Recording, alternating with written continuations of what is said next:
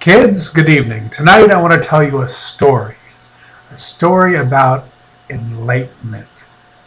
So, as I usually, when I begin a story, it's not going to be short, it's not going to be sweet, but it should be enlightening and entertaining.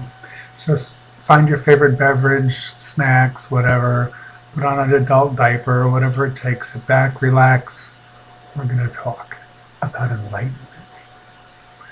Now, as you may know, you see many people that are running around this world looking for enlightenment. They look for it through retail therapy.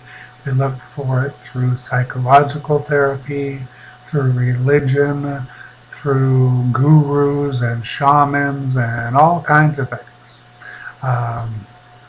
for this enlightenment. And we're going to discuss that.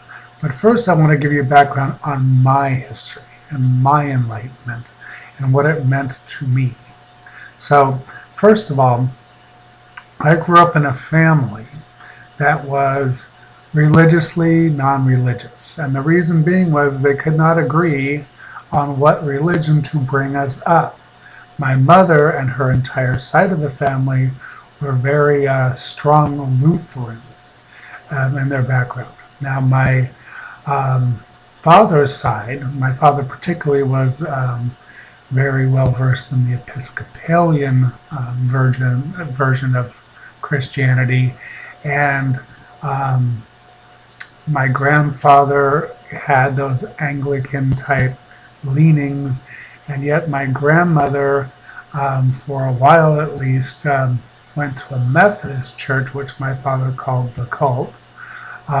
So they decided at an early age not to get involved in our religious life, and we didn't need to go to church at all unless we wanted to, and we could pick whatever church we wanted to go try. Now, my father, in full disclosure, was pretty much allergic to Catholics. His first love was a Catholic, and the woman he intended to marry was a Catholic, and he refused simply because she was a Catholic.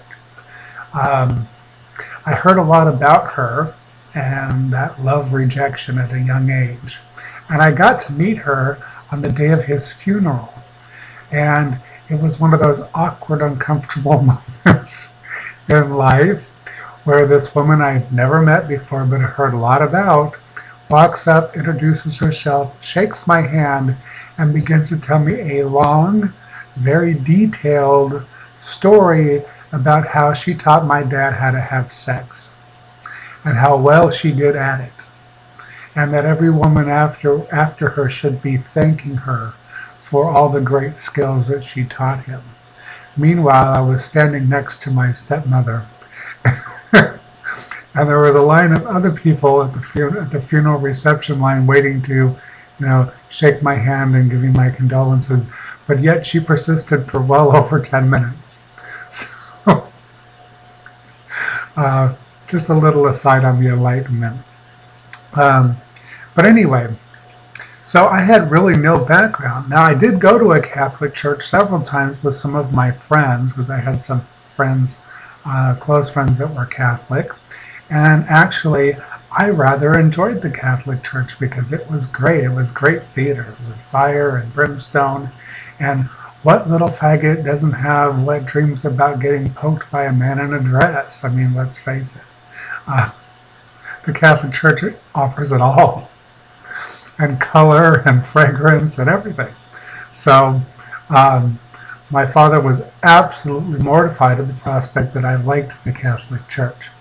But I did not become Catholic. Actually, I ended up being very discouraged by all religion, and by the age of about 17, 18, I had become I had far become a victim of the hate that is the Christian churches in this country. And I learned to hate not only religion, but I hated God. and I hated Jesus, and I hated anything to do with it, and I wanted nothing in my life to do with any of it. And I didn't particularly like the people that were involved in it either. I hated them too. So what did that get me? A boatload of hate. But it didn't make me any friends. It didn't get me any further in life, and it took up a lot of energy. Now, I kept this, harboring this feeling, probably until my middle 20s-ish, where I got into a long-term relationship, and I had one of the worst experiences of my life at a Catholic church in a foreign country. And it was like this lightning bolt moment that it was time to move on and look for other ways. Now in college, and just separately by myself, I had studied world religions and found them all pretty much fascinating, but yet very similar. All you did was change the magic words, and it was basically the same message. Don't be an asshole. It's pretty simple. But unfortunately, no one follows it, because everyone ends up being one. So, for whatever that's worth. If you boil it all down, 20, 30, 40,000 words, it basically all comes down to don't be an asshole. Whether you like that or not. Now, I decided to go on with the new agey kind of spiritual quest without religion, without stuff. And I found a spirituality that didn't have any particular paradigm attached to it. And I enjoyed that spirituality because it doesn't have a name, and it doesn't necessarily have any particular references. I can pull out pieces and parts of just about every religion in the world in my belief structure, but it's not any one thing. It's kind of everything, and cafeteria style, so to speak. And it's worked for me very well. Now, a lot of people leave religion because it is so difficult and so wicked and so corrupt, and then they go on these spiritual quests or new age quests, and a lot of the practitioners of these subcultures are entirely corrupt. They are without any morals. They're only there to take your money, and they're basically full of shit. I can tell you that firsthand. I've met a lot of them. So they really don't offer anything that you can't find, and they love to sell you magic things like magic rocks and magic words and spells and all kinds of crap. Special colors and noises and vibrations and all these kind of things.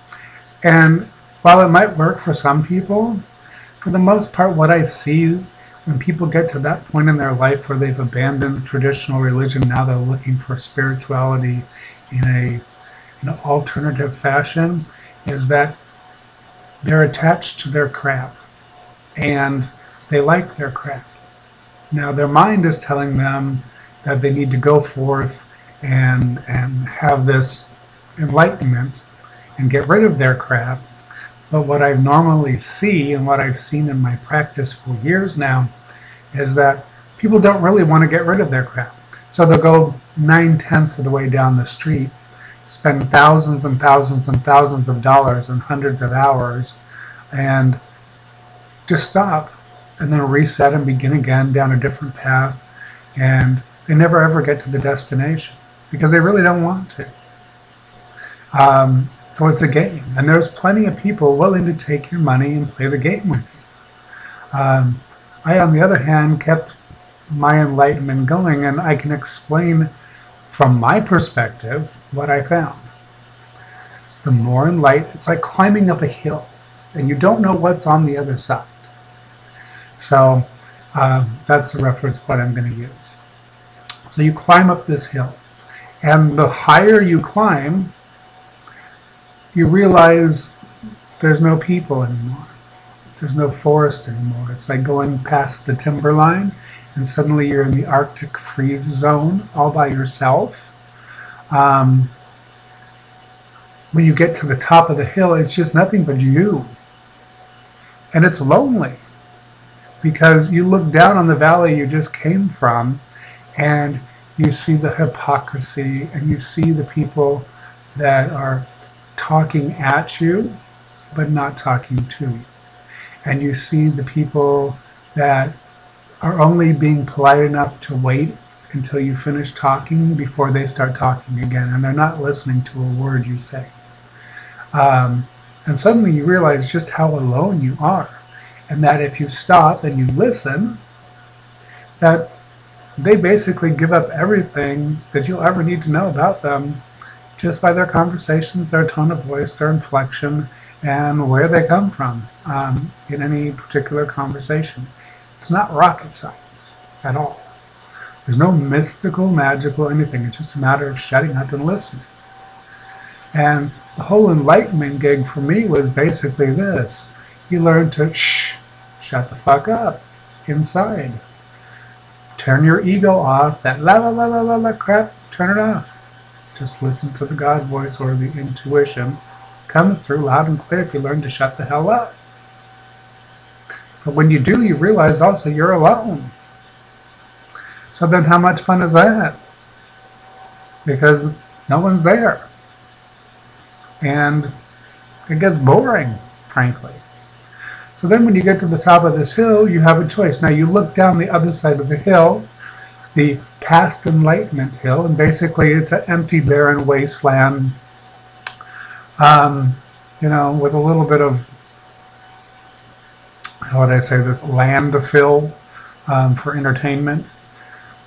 So you have that option of going it like a hermit alone down into a barren wasteland with a little landfill for entertainment. Or you can walk down back where you came from, which after spending all that time climbing seems somewhat offensive and pointless. Or you can just stand there frozen in time and just do nothing, just get stuck. That was my journey to enlightenment. That was my choice. Now, I felt so much achievement when I got to because my enlightenment took about 8 years of really, intense focusing. And I put my all into it, and I didn't give up. And I was willing to give up my ego and all my shit and everything else to get to the point, to push through to the top of the mountain. And it was depressing to realize that all these books that people sell on this experience, which most of them I couldn't relate to, all these soothsayer things and shamans, and they have weekend retreats and week-long retreats and spiritual retreats all over the world, and ways to spend tens of thousands or hundreds of thousands of dollars to find your enlightenment.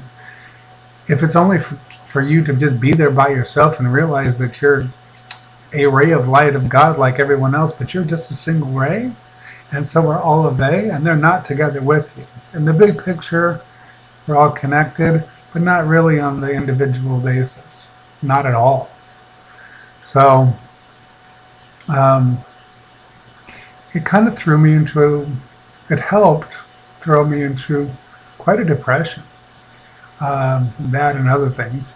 But this, being enlightened crap isn't all what it's caught up to be. And I want to caution you that the one thing I did learn about all these people and books and videos and crap that they sell is this. No matter what anyone says, they can only tell their story. Like I just told you my story. They can't tell you how it's going to be for you. They can only relate what it was like for them, which sometimes can lead you off a path It has nothing to do with you because we're all individual aspects. We all had different backgrounds, different experiences, different everything. There's no two, even twins, there's no two people exactly alike. They've all had different, emotional reactions to things, or seen different things, or felt different things, or whatever. So no two people are ever going to go down that same journey of enlightenment. So my philosophy is, if you buy books and stuff like that for, or in your religion or whatever it is, if you buy books or tapes or whatever, just remember, it's somebody, just like the Bible, it was somebody else relating their experience through their eyes and their perceptions. They're not yours. They never will be. You can never make it equal. It's impossible. So you can kind of use them as general guidelines, if that's what you wish to do. But don't think that you're going to find the magic answers in anything, because only the magic answers are inside you. So that's my story for today. It's been nice talking to you. It's been a while. You like the bushy look? I kind of feel like an SOS pad. Anybody want to have a seat? Talk to you later.